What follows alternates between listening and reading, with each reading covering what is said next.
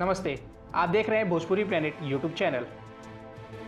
Bhojpuri industry में दो ऐसे भाई जिनके आवाज़ के दीवाने लाखों में हैं।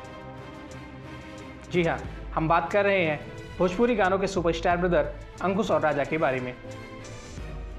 अंकुश और राजा का एक और धमाकेदार गाना कल रिलीज होने जा रहा है, जिसमें एक बार फिर से आप सभी को अंकुश राजा की आवाज़ सुनने को मिलेगी। अंकुश राजा के इस गाने का टीजर सोशल मीडिया के माध्यम से रिलीज किया जा चुका है, जिसे भोजपुरिया दर्शक और अंकुश राजा के फैंस काफ़ी ज़्यादा पसंद कर रहे हैं। आपको बता दें, ये गाना 28 सितंबर को सुबह 6:30 बजे SRK म्यूजिक के यूट्यूब चैनल से रिलीज किया जाएगा, जिसमें एक बार फिर से आप सभी को अंकुश राजा और शिल्पी राज की आवाज़ सुनने को मिलेगी।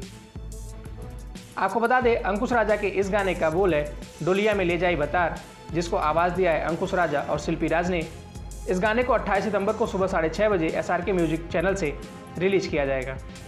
आपको ये जानकारी कैसी लगी, हमें नीचे कमेंट बॉक्स में कमेंट करके ज़रूर बताएं। वीडियो अच्छी लगी तो वीडियो को लाइक करें, शेयर करें और भोजपुरी जगत से जुड़ी ऐसी तमाम खबरों के लिए हमारे चैनल को सब्सक्राइब करके बेल नोटिफिकेशन जरूर दबा लें। धन्यवाद।